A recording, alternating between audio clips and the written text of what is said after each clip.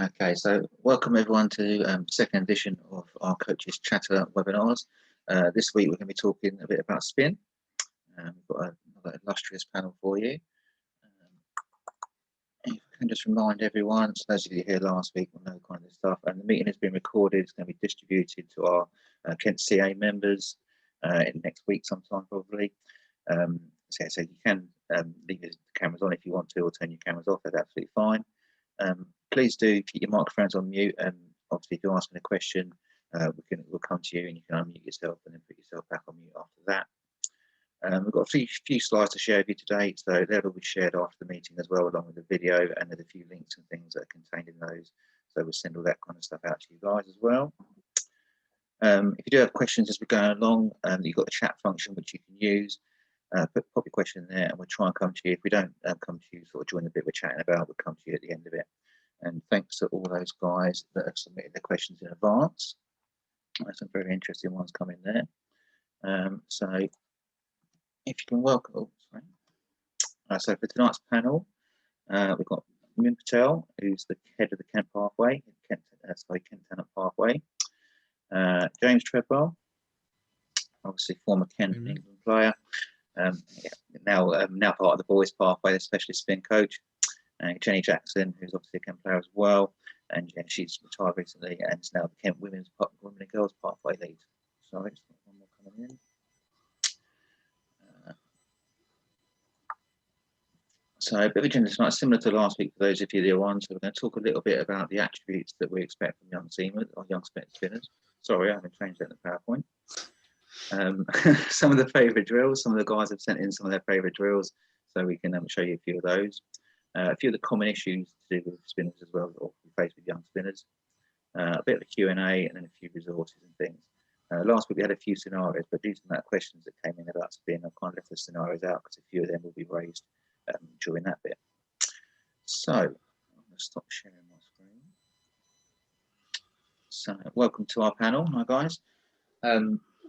So to start off, just talking about the attributes we're looking for from young spinners. Min, head of the Talent Pathway, we better go to you first, don't we, really? What are you looking for in young spinners coming up through our age groups these days?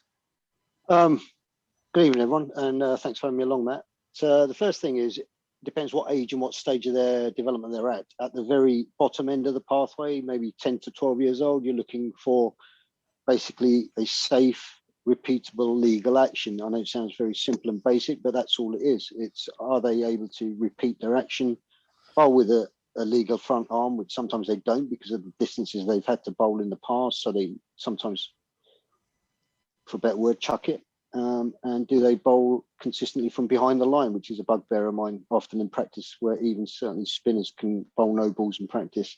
As you move up, the things move along, and you're looking at the ability to deliver stop ball consistently.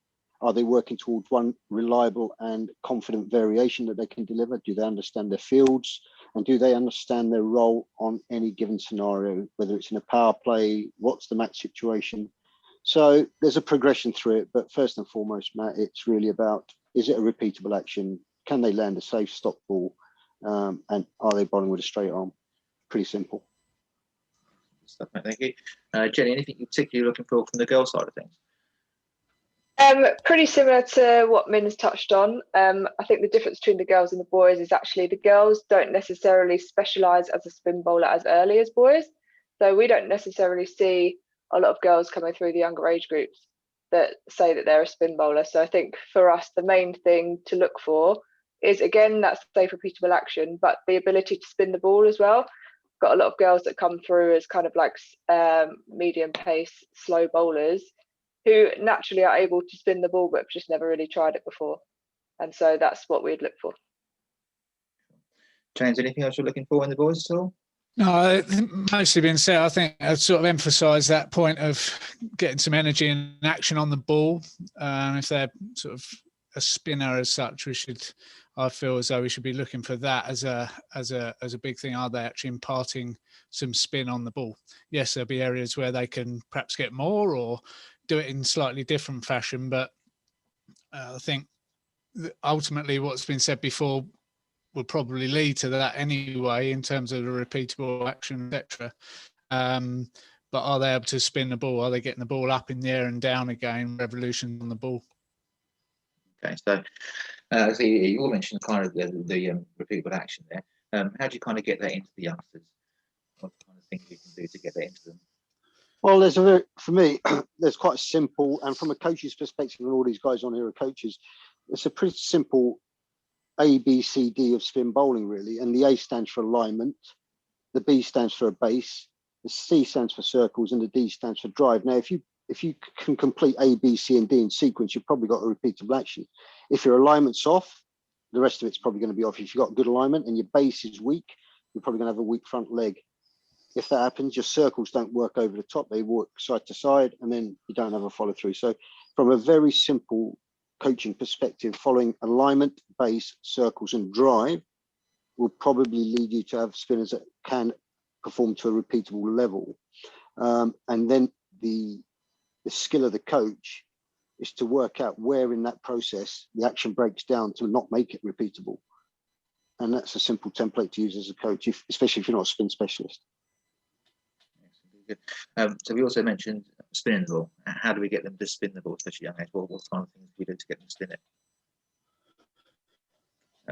I think firstly, the important thing for certainly young spinners to understand is the type of spin you're trying to impart on it. So actually understanding the actual mechanics of spin bowling. How do we want the ball to be going down there? And you, as a very young spinner, you can introduce maybe throwing it to a partner, all those kind of stuff, which I'm sure we've all seen on various coaching courses we've been on, etc. Doing those throw-in drills, using a red and white ball, seeing the action of the spin on the ball that you're trying to impart. How do we get more spin? For me, that position, as Min said there, having a strong base working up onto a very strong braced front leg is the important part of the whole action. If we can get that really, really strong and get the energy, I always tend to talk about sort of the coiled spring sort of effect, where a fast bowler goes through the crease and through their front leg. We want the spinner's action and energy to be going up through the action into the ball. So it's like that coiled spring going up the body to impart that into the spin of the ball. Now, like Min said, if we haven't got a strong base, or your energy's coming away off your action through poor alignment, and you're not driving down towards your target, then that energy is dissipated elsewhere. So the position of your wrist will then be affected, which will obviously impact on the type of spin you're putting on to the ball. But that, for me, that position, that point of release in your highest position with your energy going from the floor up into the ball, is where we get our energy into that ball in terms of revolutions. I think what's a really important point to make here, and we see it, we hear it all the time, particularly if you're watching these test matches in the subcontinent about unorthodox actions. The reality is the guys in the subcontinent, their body of work by the time they're 15, 16 is thousands of overs deeper than it is for an English spinner or a spinner over here. We're not trying to create robots. We're not trying to create a uniform action. What we're trying to do is create the most effective and efficient way for these guys to be able to be delivering a skill. If they've got a funkiness to it, that's great, but that funkiness needs to be honed over thousands and thousands and thousands of deliveries. The guys in the subcontinent have done that for days and hours. Our lads probably bowl 100 balls a week, max 200 balls a week, and then you're trying to make them consistent. So the way to do that is actually create a more efficient action. And I think still, even with those funky actions, there are still fundamentals within that. So I think it would all still go back to those A, B, C, and D. If you look at even the funky action, say a Paul Adams floating a blender, as he was described, actually, if you look at the fundamentals of the alignment and the base and then the drive and the circle, I would think he's not far off, but he, like me said, he has honed that through thousands and thousands of repetitions of it. Weirdly, I actually coached him in 93, 4 when I was in Cape Town, and he was always there at the nets before everyone else, and he was there till it was dark. So, he, by volume and his own method, he found a way to be successful 100 test wickets plus spin bowler. Not an action you'd want to coach, and I certainly couldn't coach it, but you know what, he just came and bowled and carried on bowling. So fair play. Yeah, and along that as well, you're going to have some players that come in that will have a bit of a funky action. They'll have something different about them, but you've just got to make sure that when you're coaching them, in your mind, you're looking to reduce the possibility of injury. If they've got like a bit of a funkiness about their action, but they're still got a strong base, they've still got great alignment, then that's fine. But if they've got a bit of a funkiness that's going to cause issues in the long run, then that's where you just got to try and go down that ABCD route, like Min said. Min, what tips did you give Paul Adams then? Expand on that I couldn't. You couldn't. I absolutely couldn't. You know, what can you? You know, I was young myself, and I wasn't really experienced enough as a coach. But he spun it. He landed it consistently. You're amazed by how consistently he could land the ball with that action. But he did it through volume, and that's what we talked about. There is the subcontinent guys bowling volumes from the ages of 7, 8, 9, 10, whatever. And Paul Adams was the South African equivalent of that. Keep mentioning the volume of training. That's actually come up in kind of one of the questions we had, if I can just find it. Seems like a good point to jump to it now. So this is from Desmond. We have an off-spinner on our national side bowling with full tosses in test matches. We know that he has barely played any cricket of substance for ages. How can we develop spin bowlers when it's now just about impossible for them to bowl more than 8 overs on the trot in adult cricket? Well, that's a really good question. That's an issue. The only way around that is actually to let them bowl as much as they can. If it's only 8 overs, it's 8 overs. But as they get older, those restrictions get lifted. Our 16s will be playing 2 and 3 day cricket. Our 18s will be playing 3-day cricket. So the opportunity to bowl spells gets there as you get older, but actually at a younger age, are they playing enough cricket to bowl 8 overs 3 times a week? And therefore different situations, different scenarios. It's very, very difficult given the limitations placed through the ECB and the regs to say limitations on bowlers, but you have to find another way to skin the cat, and that's by letting them play more cricket. And actually the more they do, the more different environments they get to bowling, different scenarios they're bowling. It's got to be fun, right? As long as they're bowling that, and that's the key. The key is managing those things, is managing those expectations. Does he bowl 2 bad overs and get whipped off and he's done for the day, and therefore he becomes a little bit dejected? Are they getting backed by the coach? Are they getting backed by the captain on the field? Handling young spinners is a very, very tricky game, and they're going to have to become resilient. They're going to have to become a little bit thick-skinned about the art of spin, but what they do need is a huge amount of support around them to go through those bad days, because they do come, and to know that they're going to still get backed. Okay, yeah, so obviously increasing the amount of overs. So lots of the kids and stuff, especially the age group, they'll be playing club cricket, they'll be playing school cricket, they're going to be playing area to a district cricket as well, plus the county age group stuff. So hopefully they should be able to get the amount of overs in there. So when you do get into adult games as well, I think it's really important the captains that you've got sort of backing those people as well. So really important to have the right people in place at your clubs. And I'll come on to another one of Desmond's questions we'll go on to a bit later. Mentioned right at the start about the players, about them knowing their role. So how do you kind of get the role that they're kind of going to play in the team across to a young spinner? How do you kind of emphasize that to them? Jenny, maybe about the girls. We develop slightly later, in fact.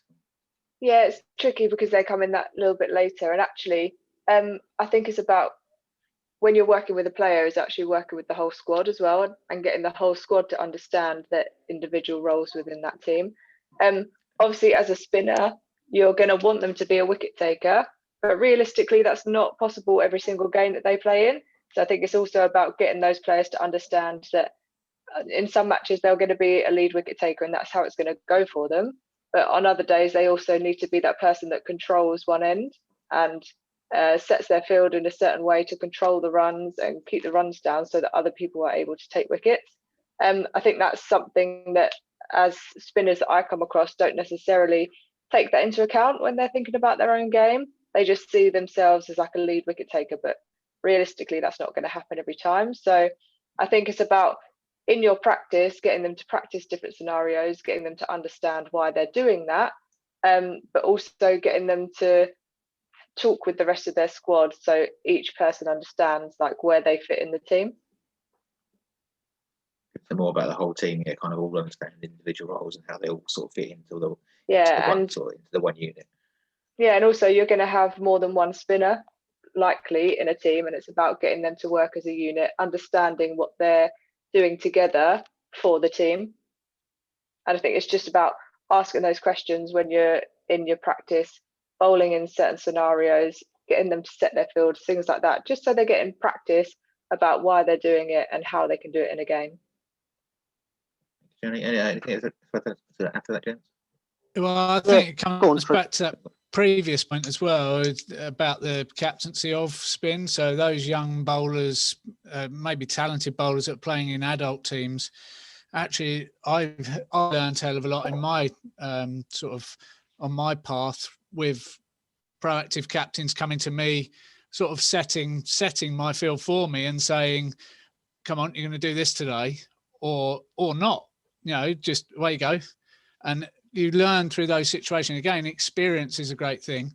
The more we can get them playing in games and experience those things, even if they get it wrong, that then creates a conversation, a point where you can sit down with your bowler and talk about what could you have done differently there today. And, you might have got hit out the park a little bit, but what can we learn from that and how can we take it forward?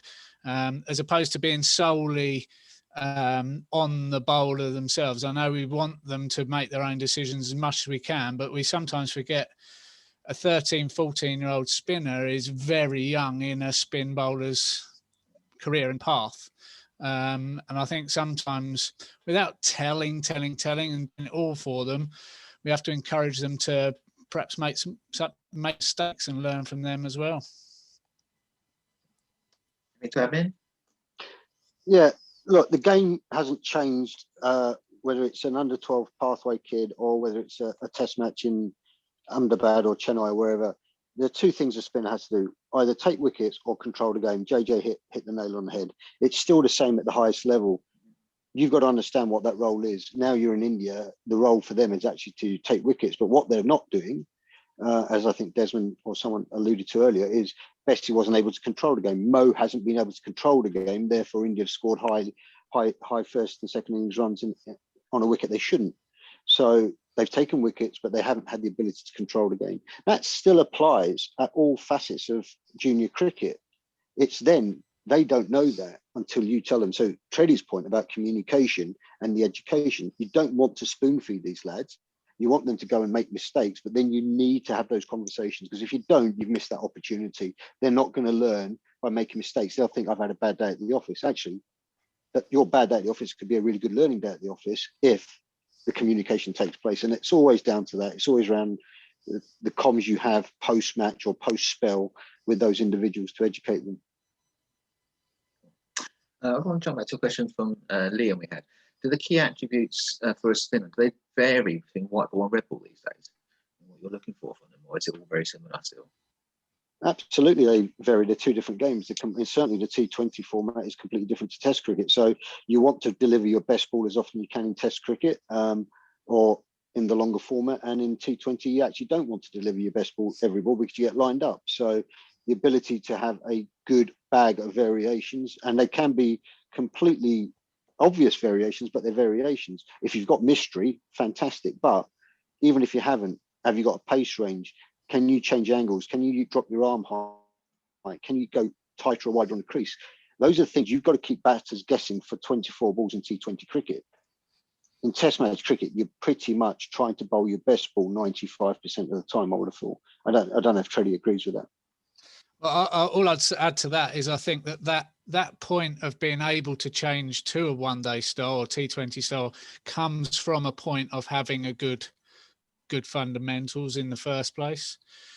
Because without those good fundamentals, you won't be able to execute those variations anyway. So it depends what way you're looking at it, but I think ultimately the starting point from a young bowler going through has to be at those fundamental points, and then add in those, because 12-year-old batters haven't got the power and whatever to whack young players out of the park.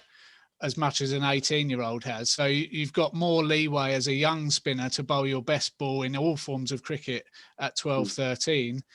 And then you add those variations and changes of game plan as those fundamentals become ingrained. And then you can look at those other things as part of a game plan once you know exactly what you're doing. I think the important thing is from sort of 10 to 15, maybe 14, depending on the level of the player, is nailing down those fundamentals. And then you look at adding in those other things to suit the situation of the game that you're playing in.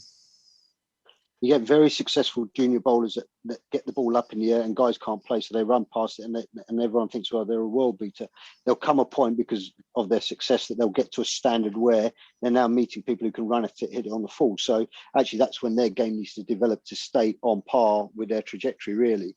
Otherwise, I've seen lots of young spin bowlers, as probably JJ and Treddy have, that actually plateau a little bit because they haven't got the additional stuff that they've learned along the way, because there comes a point when the success you had with your previous stuff stops and people can line you up a bit. And that's when you as a coach say, right, need to develop a bit more of pace range, get you to bowl round the wicket or whatever it is. So fundamentals are absolutely key, certainly as pathway cricketers, but eventually if you're successful, you're going to have to need the other stuff in your tool bag. Well, fantastic. I'm sure we'll come back to a few of the attributes and things a little bit later. So I just wanted to speak a little bit about your sort of favourite drills, if anything you've got sort of favourites for working with young spinners. James has been kind enough to share with us a couple of screenshots. So if I can just get this back up again. Sorry, let's move it on. So this was the image you sent us, James. James, can you talk us through the drills here that you've got going on? Well, firstly, apologies, or not apologies, but this was for a left arm Chinaman bowler, just so you get head around the lines that are drawn on there. So it's 3 drills. This was sort of a academy level bowler I was working with at the time. So there's 3 drills working on similar things, but they're basically constraints-based drills that are enabling sort of changes that I was trying to achieve with the bowler through the challenges that I was giving him. So the first one on the left sets a stunt. You might have seen it with a string across the net, sort of a third way down the net, just trying to get the ball up and down. Stumps can be used sort of. Stumps, my watch going off. Stumps sort of halfway down the wicket, and they can be put in various places closer or further away from the target to sort of try and get the bowler to drop the ball down into the length that you're trying to achieve. So what I'm trying to do there is get him to go up and over that front leg a little bit more. He's a left arm Chinaman who bowled very much through the crease. So I was trying to achieve more shape on the ball and get him to get more side spin on it. As a second one, mid one, and then you could use this one with any young spinner really, is just having a line down on the pitch and challenging them to turn it across the line, pitch it on one side, spin it across the other. This Chinaman bowler tended to push the ball out the front of his hand and bowled a very good googly, very difficult to pick, but his stop ball wasn't probably as effective as it needed to be. So I was challenging to really try and rip the ball. And then the third one being one where you're going through poles or stumps, trying to get him to drift the ball through the stumps, pitch in between the stumps and then turn. Again, trying to work on those things that I'd highlighted in the first drill, trying to get him up and over and then actually driving through from that position as well to get as maximum revolutions and what have you on the ball. Now, they're just 3 very probably commonly seen drills in various places, but I think the key there is that I'm working on very similar things there, but it's just keeping it interesting for the bowler rather than just having half a dozen cones on a line and length, which we have to do at points. Actually just trying to keep the player and give him a bit of a challenge as well. I mean, he was a high level player, sort of county academy level bowler. So you're not necessarily going to use them with a 10-year-old, but things like that to keep them engaged. They're still essentially doing the same task, but it's different, and it's probably just trying to keep them engaged. It's a slightly different challenge, everyone, isn't it? So it's a slightly different approach to it, maybe. We've got a question that came in from Charlie.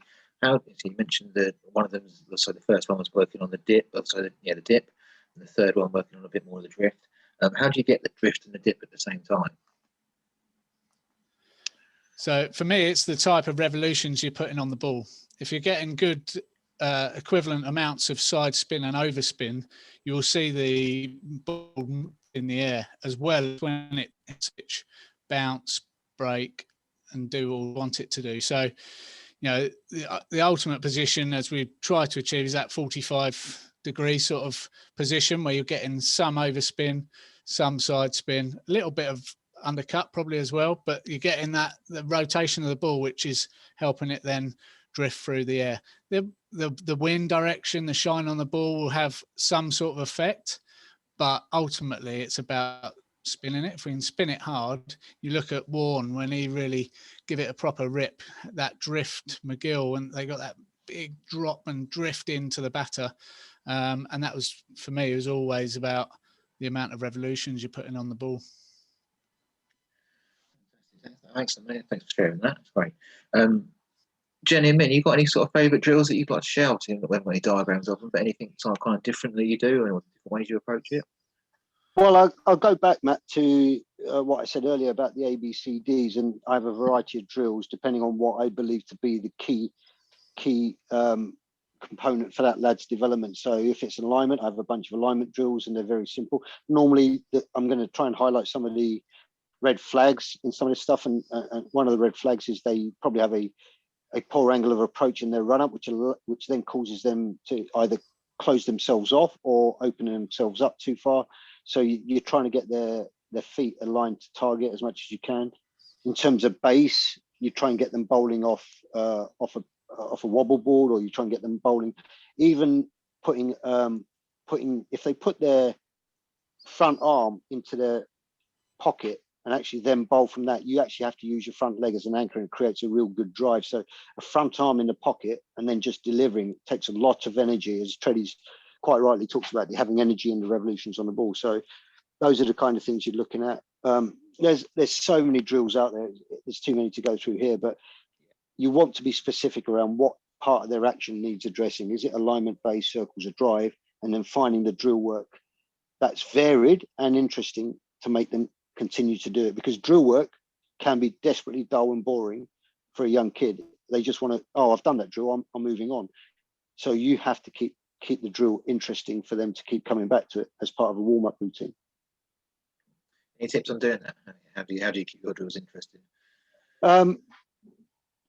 You have to find different ways of achieving the same goal, and sometimes you focus on the drill itself. Sometimes you might focus, if they're doing that well enough, you might focus now on them delivering that drill with an outcome in mind and taking away the process part of it. So but you've got to make sure that you're conscious that actually, are they ready to move on to the next part of it? And if they're not, unfortunately, it's not the same as batting. Batting is great, drill work's just hitting thousands of balls. Bowling is actually just delivering a lot of delivery sometimes, which can get monotonous, but sometimes you have to do it. I think the important thing with that is, I think the term was chaining years ago, when you you break the action down into sections. And I tend to use those drills as Min alluded to there, in terms of, if you highlight one part of that action that maybe is falling down, is to literally break the action down into segments and highlight that area. And I think that's what Min's at with the ABCD, is trying to highlight that area of the action. It might be front leg, might be landing on the back leg, collapsing, or whatever it might be. You might highlight that in particular as a drill. And again, as Min said, I think especially with the younger ones, is making that part of a warm-up maybe, so that you're ensuring that every session they're getting a drip feed of the drill that might make them a better player. And then you can maybe move on to the other stuff, especially for younger players, that they might find a little bit more interesting. I think, that's a really important point, Tred, that drill work should be little and often. It shouldn't take up a whole session, because they actually will get really bored of that. So using drill work as part of a warm-up routine, but doing it little and often is a really critical part of sort of getting that muscle memory into it, and then creating a net environment where they can go and have their fun trying to get their mates out, which is what they want to do ultimately. But you still have to give them time on task around the warm-up. And if they don't do that, then that change will never happen. I don't know whether it's the same like coaching boys and men or whatever, because I haven't done that much, but I know like when I'm coaching the girls, that actually like telling them why they're doing it and letting them have an understanding of what this drill is like actually going to help them do kind of gives them a bit more motivation to do it. Like I'm not sure if it's just because I find like with coaching girls, they just like to know like the intricacies of everything, and actually telling them why you're doing it, how it's going to help them in the long run, and how it's going to like specifically help their game is a bit more of a motivator to get them to do it as well, like just from personal experience. Quite right on kind of age what you do, isn't it? So yeah, you're probably right, Jenny. Girls are a little bit more sort of particular about those kind of things and wanting to know that kind of stuff than boys are. Yeah, like particularly the player, like I wanted to know. The why is as important as the how. Absolutely, it doesn't matter if it's a boy or a girl. If they know the why, then they can probably get their head around the how a bit better.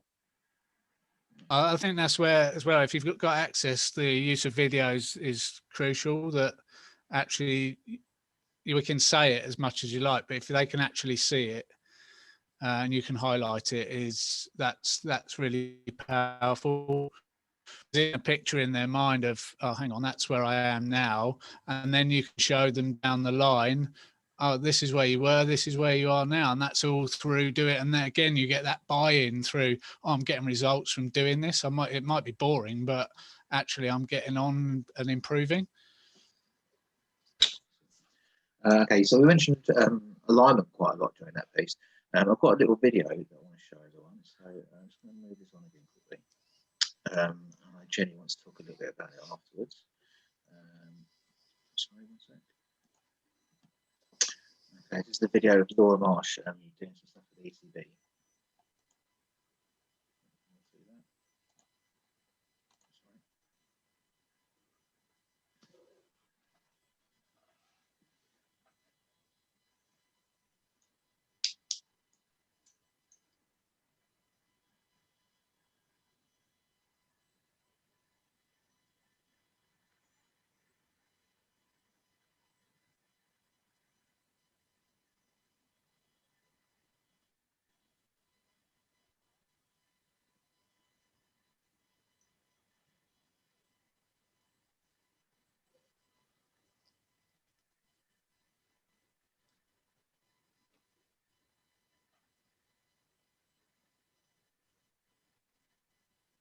You, boys, part of the team.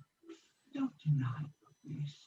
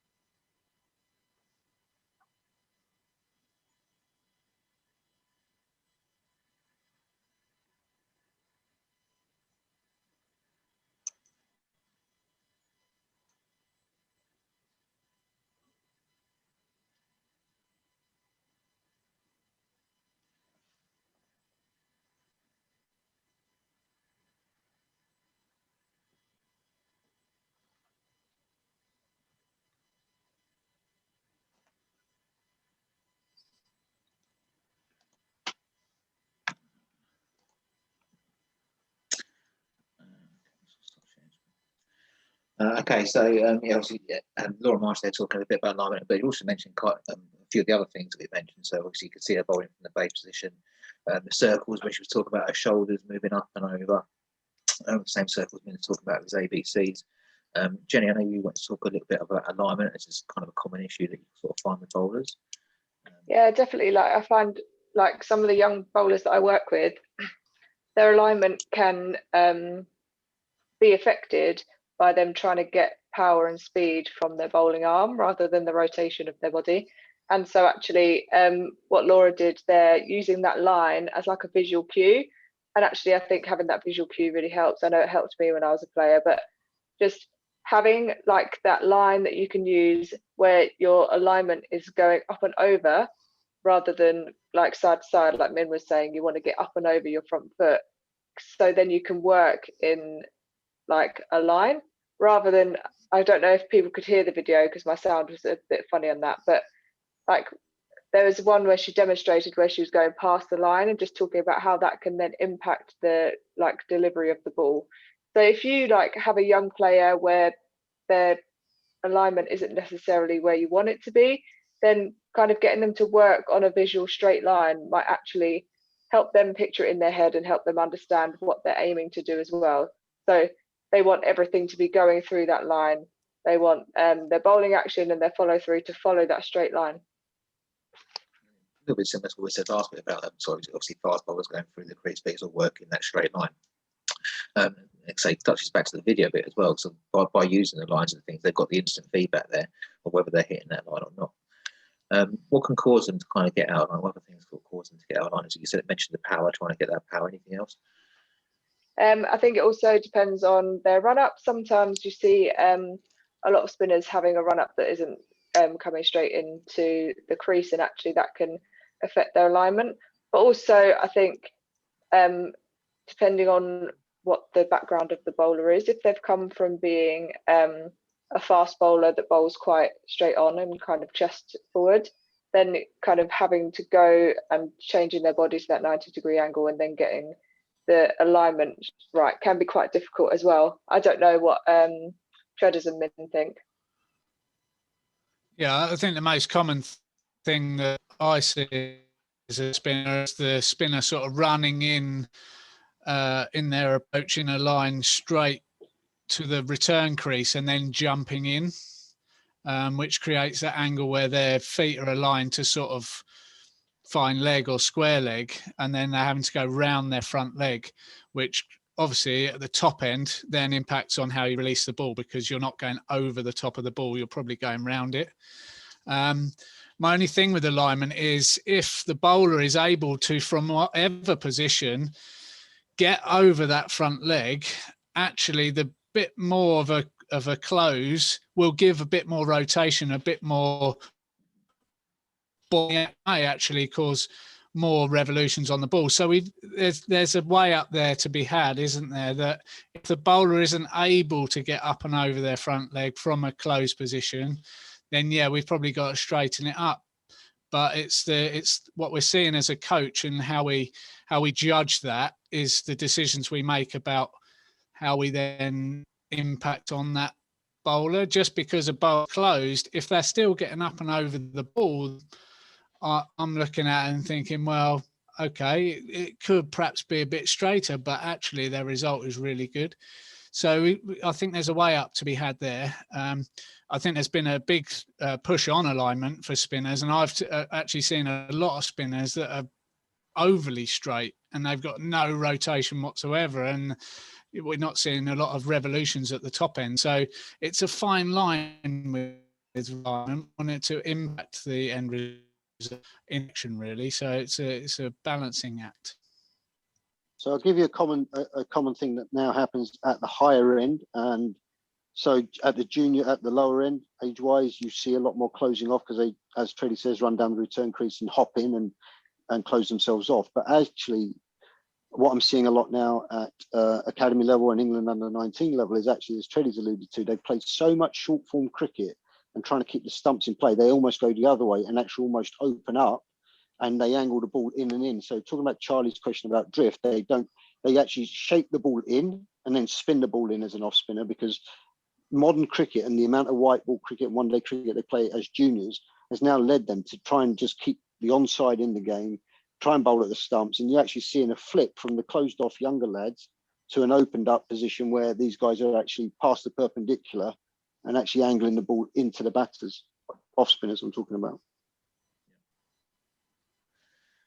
Yeah, really, thanks, guys. Yeah, really interesting. Yeah, there's discussion around the alignment there.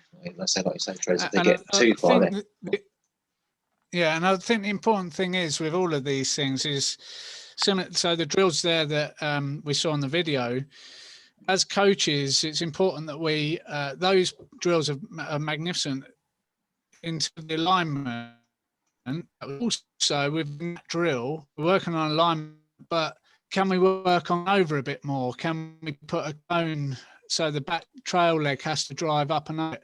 You know, there's various different things that we as coaches can just add into any sort of drill to have any desired result. And I think that's important to think about, is using our knowledge as cricket people to be able to impact the player for their desired needs, not just focus on that's the drill. I've seen that on the coaches chat or whatever. Actually, that's the basics of what we're trying to achieve. Can I do something just to impact what the bowler's doing here without necessarily, and it's that point about getting them to do it without telling them, you know, putting something in play constraint that will make the bowler achieve those results. Okay. So we talked quite a bit about alignment there. So any other common issues you find with sort of young spinners moving away from the alignment a little bit?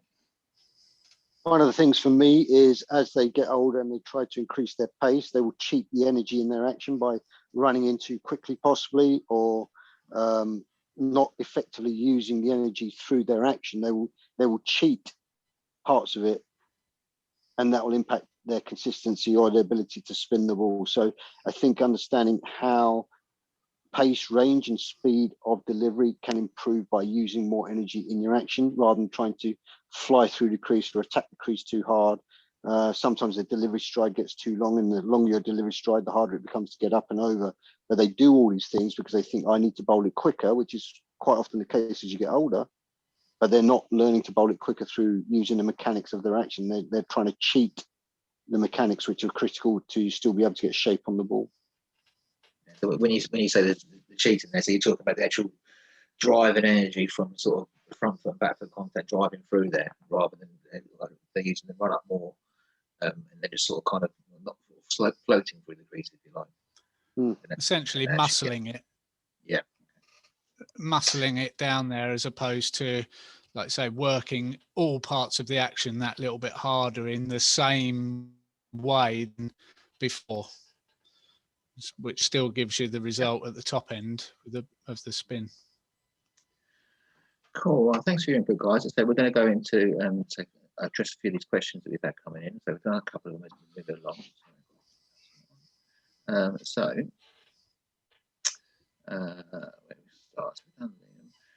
So Martin Hills, what will be the first step to teaching a young player to bowl spin? So where are you going to start? You've got a new kid coming on. Where are we going to start teaching them to bowl spin? You guys probably deal with them after they're a little bit more into their spin bowling. How would you start off?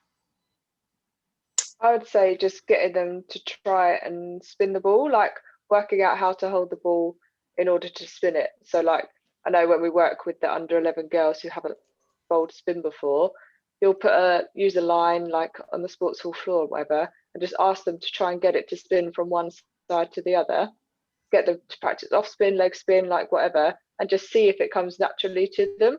Like you'll find that some players will just be able to do it quite naturally and it's not necessarily that difficult for them.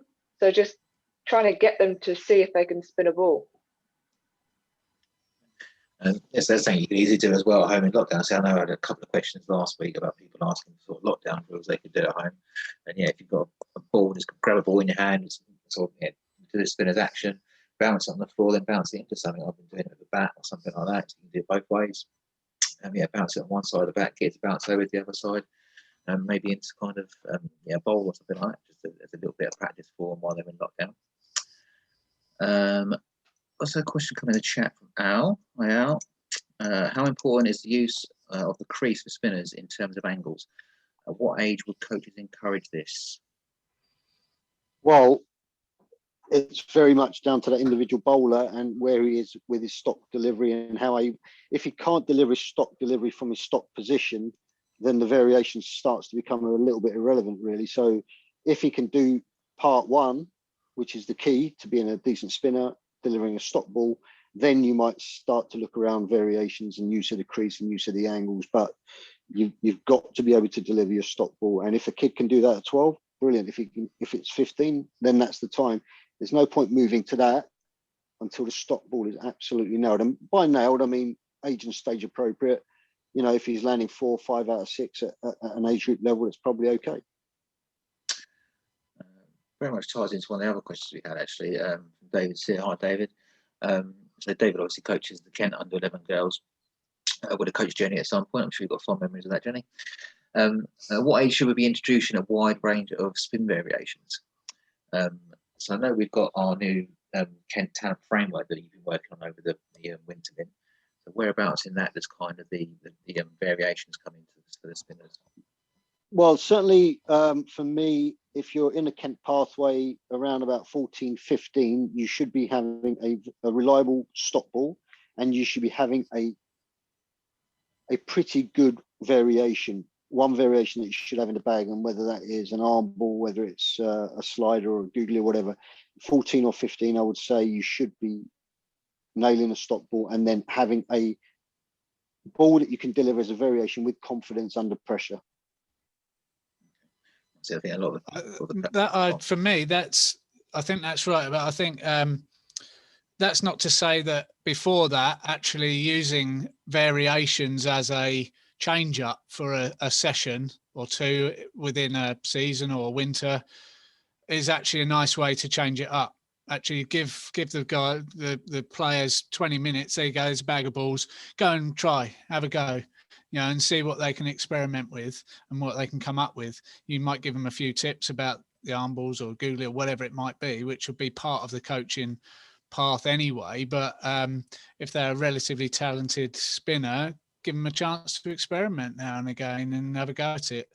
You know, that's all part of the process. Actually, by doing that, they might learn something about their stop ball as well. Oh, hang on, I got a bit taller there, or I did this, did that, which actually could help them for their stop ball. I'll go on to that point, and it's something I've done with Treddy and Kent spinners I've worked with in the past, is when they're working to that, and this is something that's common, that the lads like to throw a variation in during a spell. Actually give them dedicated time. We talked about dedicated drill work at the front end, then having a net environment. Actually, when you give them dedicated time to just work on a variation, you get the feel of that variation. And I think that's really important. Rather than just bowling one variation in between 6 or 7 stop balls, actually save your variations, have 10, 15 minutes at the end, and just go with 15 minutes of trying to deliver. It doesn't matter if it's a side net, it doesn't matter if it lands behind you, but at some point when you start getting it right, you'll understand the feel of it. And that feel doesn't come bowling one every 6 or 7 deliveries. I think that alludes a little bit. And to saying that, even if that's going to happen, I would always finish the session. Going back to the stock. You leave the session with your best ball. I think that's kind of alludes a little bit to Ian's question. So his question was, how do you go about teaching spin bowlers to have their stop ball, then adding the occasional variation? So obviously having different kind of sessions, different focuses for different sessions. So one session you're going to be working on your stop ball, the next session or last 15 minutes, say, you're going to go and do some variations kind of thing, and having that kind of focused time around those different things. Probably something that's quite hard for our coaches, actually. Obviously, most of them being club coaches probably don't get to work kind of in the what sort of environments that you guys do as a one-on-one. So maybe taking your spinners kind of out of the nets, away from the batsman for a while, giving them some dedicated time, maybe just a little area of the field next to the nets, maybe just to work on those kind of variations and things.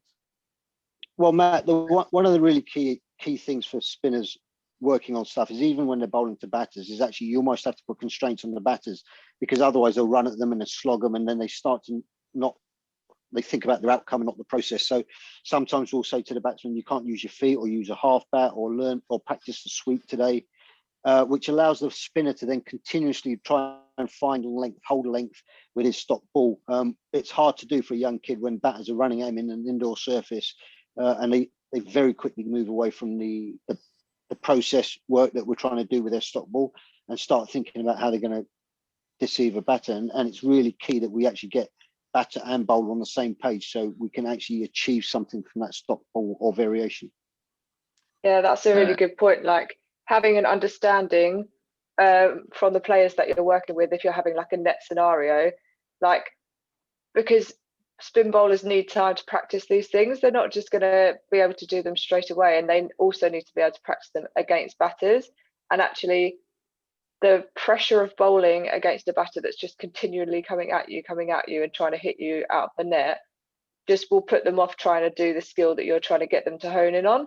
So yeah, having a net where there's an understanding that this is what the bowler is trying to do, and add in like constraints for a batter if you need to, but it's about giving the bowlers a safe space to be able to practice what they're trying to practice without facing any kind of like judgment from anybody if it goes wrong. Go on. No, go on, Jez. No, you're right. No, I'm a bit glitchy at my end, so I'll try jumping in there. I was just going to say, how good is it as well when you see the ball spin? I messaged Min the other day during I think it was the first test, and said, how good is it watching Test cricket with the spinners involved? So that's something for us to take out as well as coaches. Can we affect the surface? You know, can we put a mat down? Can we do something? You know, because as a spinner, there's nothing better than when you get that ball in a perfect place, it comes out your hand lovely, and you see it explode and hit the batsman in the chest or something like that. You know, and it excites everyone. And if the spinner's excited when they do something well, actually that's where we want to be, because they'll come back the next time and they'll do that again. You know, and that in itself, having sessions where the spinner is totally on top, hang on, the batsmen now can't hit every ball. They can play as many shots as they like, but you know, if the spinner gets it right, it's going to fail. So I think that's a really important thing, especially from a young age, when you're trying to get that love of it. You know, we as spinners know that you've got to love doing it because you've got to do a lot of it. So if we can encourage that as coaches, that's vital, I think. Put your mobile net on the edge of the square sort of thing, so it's a bit of a rougher surface, a bit more for the spinners to play with. Hopefully that's answered. Rob Key used to put the stumps back in the net, and he used to bat with the footholes, you know, where he'd been marking his guard, and he'd get the spinners to bowl into that, and that was practice for him, but also the spinners to be able to hit that regularly. So that was another good one of how you could affect training. Hopefully that's answered Brian's question. So Brian asked how to encourage spinners in nets if they're being slogged by batters. So the scenario nets, as we mentioned, so yeah, but obviously putting a scenario on the situation, giving the batsman maybe a target, giving the bowlers a target, making sure you set a field for them while they're in the nets and making the most of that kind of net scenario.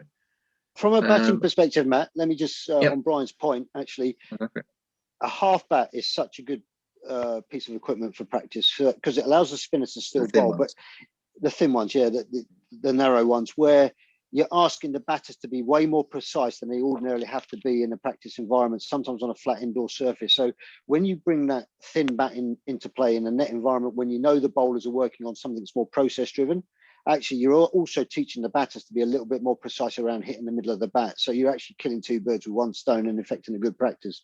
A thin bat, as I always call them half bats, but a thin bat is a really useful tool for make sure you're balancing the batters and the bowlers competition in the net environment.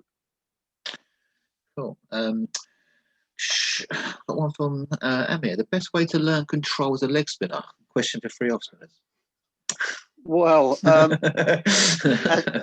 tell you what. I think there's another question, Matt, around accuracy versus turn, right? So we had amount of turn versus consistency and accuracy. What's more important for an under 16 leggy? Well, what I'll say to you is Anil Kumble got 500 wickets and he didn't really turn it, and Shane Warne got 600-700 wickets and he spun it a mile. So you've got to, at 16, understand what's your skill set. Are you someone that doesn't rip it big and therefore have to be ridiculously accurate, which is doable? Or are you someone that spins it hard and that's okay? Then you might have to forego the consistency element. If you've got both, you're Shane Warne, and there's not many of those around, we know that. But what's your identity as a 16-year-old? Are you someone that can be really accurate, or are you someone that spins it big? Okay, so don't try and be a bit of both, because if in time you do, you'll be a Test cricketer. But if not, find your identity. You can be successful in both. Thank you. Okay, so moving on, we had Harry Trick. Do you have any tips for working on improving players' posture and general body shape during their delivery stride? Any pearls of wisdom? Any big tips for that? Well, I guess. Oh, go on. Sorry, quite a good one. There's a couple really.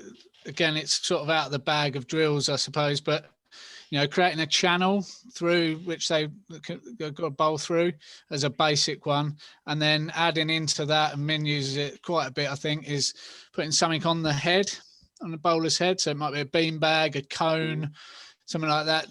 How long can they get through their action without that falling off their head? You might do that from a drill standing position, and you might progress that as it goes, but we know then if it falls down in front of you, your energy's going in the right direction, and hopefully then you're staying nice and tall. Beanbag's the perfect thing. A cone's too light, it can fall away or whatever through momentum. But if you've got a beanbag and that beanbag falls directly in front of you, you can generally tell that your momentum and your action, your head are moving in the right direction. If your beanbag starts falling off to the side, then your alignment and your balance is a little bit off. So beanbags, again, something that's simple, but keeping a couple of beanbags as a spin coach in your kit bags, a really simple thing. Did you try that with Paul Adams? No, that would have landed behind. I reckon it landed behind him, mate, to be honest. It probably would have, to the side somewhere. Jenny, so are you going to say something there? I was going to say beanbag on the head. So Sorry, I we're all on jumped the in same there. page. Oh, you're right. That's right. That's fine. Okay, so Remy, one of our newest pathway coaches as well. What are the key angles to record when trying to analyse spin? Well, I always record 3, and I try and record multiple deliveries. So maybe 3 out of 3. 1 directly behind, 1 directly from side on, and 1 directly, if you're brave and trust the bowler, is actually to be about 6 or 7 meters from them, directly in front. I normally go on my knee and trust them to bowl it over me. I've not been hit yet, so it's worked. But actually, those 3 angles, directly behind, directly in front, and from side on, because then you get an idea of delivery stride, you get a good idea of alignments, and you get a good idea of where their energy is going. So simple stuff, but those 3 angles, and probably to take at least 2 or 3 from each of those. Cool. Got a question coming in the chat here. At what age should a spinner be expected to understand the field? So we alluded to this a little bit before. So we talked about sort of the captains kind of trying to impart knowledge and support in the bowlers when they're young. What kind of age are we going to expect them to start setting their own field and understand their own field? I would think at 10, 11, 12, you should know your basic field for your best ball. You should know that, and then as the game develops and as your bowling develops to different requirements, then you need to understand how that adjustments happen in the field. Then you get to the whole another level of reading batsmen, reading the ground, reading the wind direction, and etc., etc. But I would think at the earliest possible stage, you should understand this is my basic field for my best ball, and then you go from there. Yeah, because at that young age, you should have an understanding of what you're trying to do when you're bowling.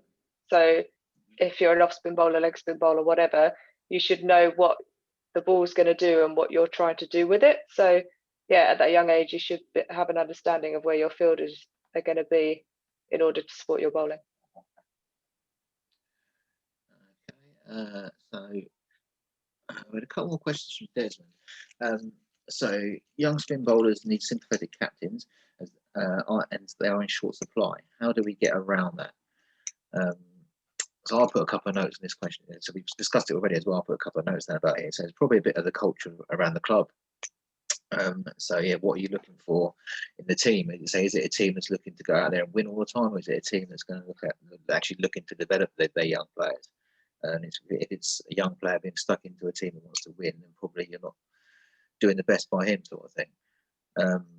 There's probably conversations you've got to have around your club with the captain and things, around their game plan, about having the right people in place as well. So he also had another one about the mindset within a team which accepts uninspiring medium paces are unlucky when hit for 4, but a spin bowler who drops in a poor delivery is a liability. Can we overcome that? So yeah, to throw it back to you guys. So I don't know if you've had any sort of experience of that kind of stuff where you've got a spinner, they just get hit before, get whipped off kind of thing? How do we overcome that? How do we kind of approach that in the sort of club environment? Well, the key for me is, especially the younger they are, you need them to allow them to get into a spell. So you almost have to be, and I'm not saying this in a negative way, but you need to give them a bit of protection, especially if it's a difficult art like leg spin. You need to allow them to have a bit of protection for the odd bad ball to get hit to fielders, so their confidence grows. Obviously, if their skill becomes better, then you'll have less defensive fields. But the biggest error you ever see is that they think, oh, this guy's an attacking spinner. And actually, if he bowls 3 long ops in 2 overs, he's done for the day, when actually a deep point, a long on and a deep mid wicket. It's always better to then bring those guys in as he starts to build his confidence and develop his spell. It's a nightmare if you start in slip, drive man, gully, and then suddenly he's got donked over the top a couple of times. All of the last few questions you've asked, Matt, are really about having experienced people that are managing those players in these environments. It's, if you've got the right captain that understands all of this stuff, he can still try and win. The role of that captain is actually, the skill of him is to win the game by letting his young lads still learn the experience. And that's a really difficult skill.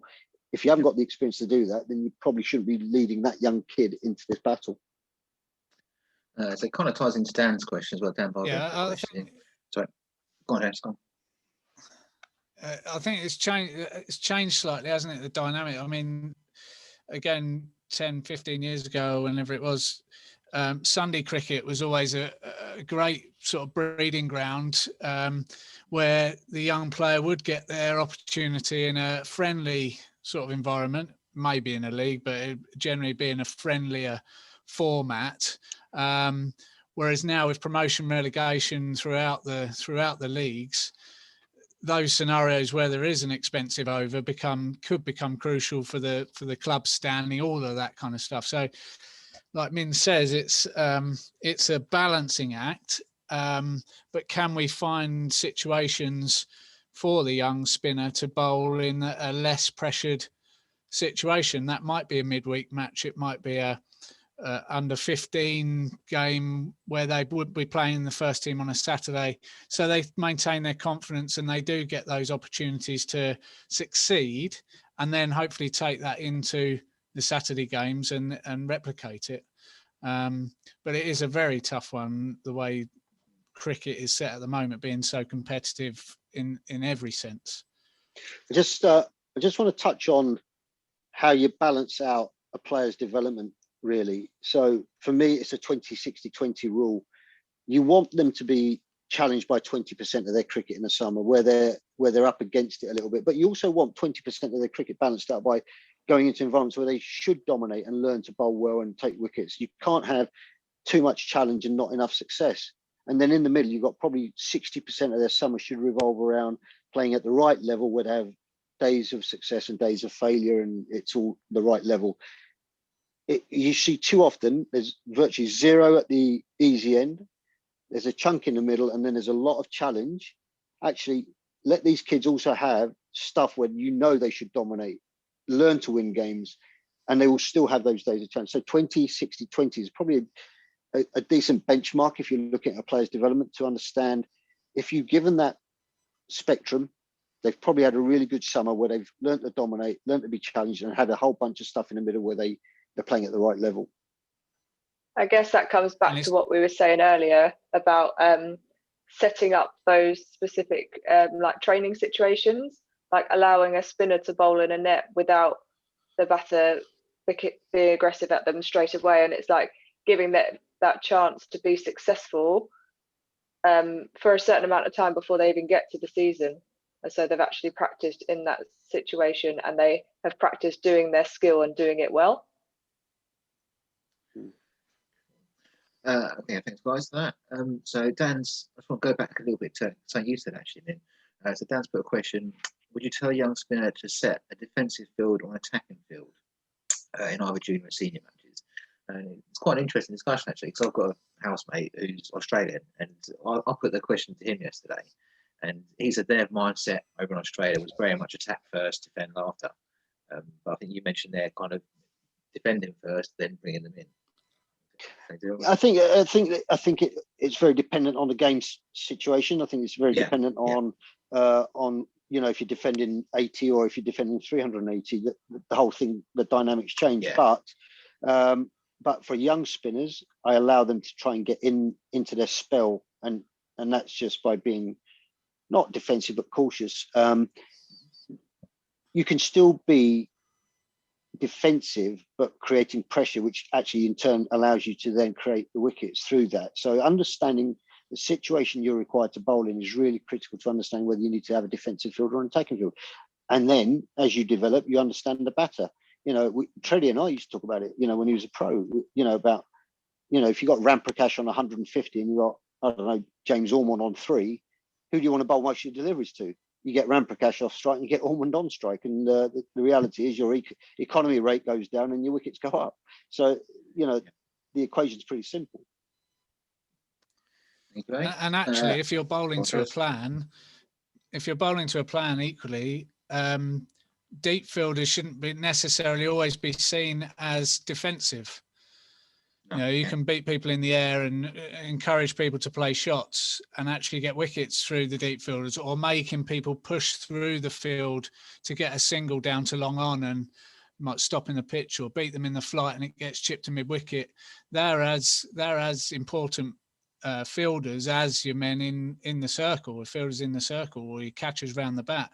Actually encouraging batters to hit the ball where you want them to hit it is all part of that game plan and the theatre that you're trying to create as a spinner, trying to create something when there perhaps isn't something there as well. Yeah, and that's it. Like, your field is such a massive tool as a spinner for you to control what the batter's doing. So yeah, you might have some fielders that are out on the boundary that could be seen as defensive, but actually you're bowling in a way that you are controlling where the batter's hitting it. And if the batter's hitting it to those fielders, then as the bowler, you're winning.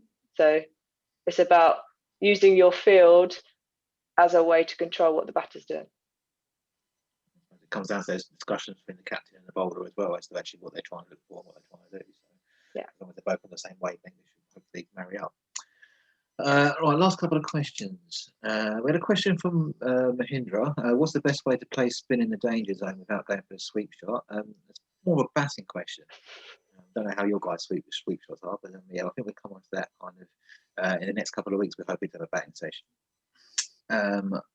Rob McAllister. So for a coach who's mainly coached seam bowling, what's the biggest watch outs when developing a young spinner? So I think it's going to come back to that same sort of thing about we said about alignment, isn't it? First of all, I think Matt, if you follow the simple ABCD stuff I talked about at the top of the program, then even if you're not a specialist spin coach, we all as coaches will have an idea of how that should look, and behind that you can make some interventions if you want to. I think the key is understanding why you're making those interventions. I see it's too often guys make interventions not necessarily for the right reasons. What are you going to achieve? What's the upside of this intervention? But actually, if you work out the problem through ABCD, then you can put something that's going to be productive and produce a better outcome. It won't be to a level that a special spin coach might, but actually as a generic age group coach, you could still impact positively by just following that simple path, I think. And last question that we've got. So what are the most common challenges with players that become spinners that have previously bowled seam? One for Jenny as a former seamer. I think it's just, as Min was touching on earlier, like getting up and over and your rotation being up and over and using the momentum from the rotation of your body rather than the momentum from everything else behind you. That can be quite a challenge. So a lot of players that have been seamers and are now spinners will struggle to get the momentum from their body rotation going up and over. And so what you might find is a lot of it, they'll kind of push through their shoulders and you won't get the leg driving forward and things like that. So I think it's about, if they're going to be a spin bowler, you've got to work out why they want to be a spin bowler rather than a seam bowler. If it's just because they're not doing very well as a seamer and they think that they'll do better as a spinner, you've got to question kind of like what's their idea behind it is. And also, just because they were a good seamer doesn't necessarily mean that they'll be a good spin bowler. And so at some point, you're going to have to take it right back to those basics and have a look at their alignment, have a look at the base, have a look at how they're rotating, and then their drive. So everything always comes back to what Min says about the ABCD, but actually, I think the main thing that I see players struggle with is where they get their momentum from, because they haven't got that run up behind them. And so they've got to kind of like produce it themselves, which can be quite a struggle if they're not used to that rotation movement. The other thing you'll get with that is they will struggle with the length of the delivery stride initially, because they, as a seamer, they generally have a longer delivery stride. So, and so you've got two things. They might approach the wicket too quickly, and that alone will create a longer delivery stride. So the adjustment to allow them to drive up and over is to start working and having a look at the delivery stride. If you start shortening that, you can start to get pressure through the front foot, and they can get the drive up, as Treddy talked about earlier. We need spinners to drive through the front foot and up into the air. As seamers, they'll have a wider delivery stride because of the momentum from the run up. Having said that, actually, I'm sure there's many a seam bowler that has transitioned quite happily into being a spinner, because there are great attributes of people that have bowled seam bowl in terms of using that front arm, driving through. And actually, if you can harness those things into that shorter delivery stride and transferring the weight up, actually, there's some really great things from making that transition. Like Jenny said, it's a bit about making sure that's the right thing for that person. It might be on attributes, might be a young player that, I don't know, physically can't stand up to bowling seam. It might be something complete. It might be a batter who's dabbled with a bit of seam but wants to turn to be a spinner. But there are attributes there that many a bowler over the years, I'm sure we can go back in history, that people that did bowl seam and transitioned to bowling spin and had great success, but there are challenges around it. Cool. Well, thanks everyone for your time. That's the last of the questions that we've got sort of been sent in from the chat at the moment. Just going to give a couple more minutes for any questions to come in. While we're waiting to see if any more come in, let's share on screen again. So, key resources that we're going to share with you guys after. So, I said we showed these last week. These are the bowling core principles and things from the level 2 courses. The blue one's the level 2 course. The white one over there is from the new Foundation 1 course. So there's some kind of general things for you guys to look at and general hints and tips. You've got the Kent Cricket Talent Framework that I said Min's been working on over the winter. This basically shows kind of the things that we're looking for in the pathway at the different stages of the game. So you've got the love the game and all the things you're kind of looking for there in the 4 sections. We've got the learn the game from 13s to 15s. Understand the game, which is the emerging players pathway at 16s and academy, and then going up into professional game. Min, do you want us to tell the guys anything at all about that while I've got it up? Yeah, I mean, look, guys, this talent development framework is a pretty sizable piece of work that we've put together this winter. It covers batting, spin, seam, wicket keeping, and fielding, and we've broken the game down into 4 phases: the love the game, which is the under 12s, then learning, then understanding, learning the game, which is learning different variations and shots and whatever, then learning how to use them. And then when you get to the professional and academy level, you're talking about knowing it. So this will go onto the Kent website. It will be widely available document. It should be hopefully a really useful tool for coaches to just know what we believe underpins good county age group players at various stages of their development. It's also a useful document, I believe, for parents and the players to understand as well, particularly those that are currently in the pathway, of what we expect to see through technical, tactical, mental, and physical aspects. So a big document. You can pick out whatever you want to pick out of it, and some of you might disagree with stuff on there, and that's absolutely fine. But if you want to know what we look for in county cricketers at various ages and stages, this document will be on the Kent website, and hopefully through the Kent coaching stuff, you'll be having access to it as well, Matt. I don't know if that will be the case, but we can get it out there. Yeah, I'm sure we can get it out there, mate. Yeah. So yeah, these are just the sort of spin bits that we've taken out. Obviously, we shared the seam bowling ones last week, and we'll share the batting and the fielding ones in the weeks to come. a few bits of resources. Sorry, a few resources we've got on iCoach. So the CA Inspire about being an athlete. Sorry, a couple of them there are still from the fast point. I do apologise, guys. He's got his Wings to Fly for Sam Billings. He's got 3 videos of him working with Mohammed Nabi that were filmed either last time or something. There must have been summer before now, wasn't it? 2 years. They're really, they're really interesting, really good to watch. Actually, a bit of a competition between those 2 guys in the nets as well. And the Wings to Fly 2016, all about ripping it. They'd be good resources for you guys to have a look at. A few useful videos as well. So these are videos that we shared with our county age group players at the start of the lockdown last March. There's some stuff for them to have a look at if you want to know a bit more about spin. You've got a couple of videos from Chamberlain there. Talking about spin and how he did it. Nathan Lyons about off spin, Daniel Vittori as well. Quite useful videos if you want to watch those. So all these links will be shared as well. I know we've got some people on here who are not members of the CA. If you want to join the CA, you're very, very welcome to. You can get associate membership for £10 or full membership for £30. Join us next time. We haven't actually confirmed our webinar for next week. The fielding coaches I was planning to have on, Min, you're the only one that's confirmed for that so far. I'm going to chase the other guys up, so we might put it back a week. We'll hopefully have a fielding session coming up, as well as a batting session as well in the next couple of weeks. Stop that share. We've had no more questions come into the chat, so thank you very, very much for your time, guys. Thanks everyone for joining us. Hope you've enjoyed it, and we'll see you all in the future. Thanks a lot. Thanks for having us. Cheers, guys. Thank you. Cheers, Matt. Thank you all. Very much.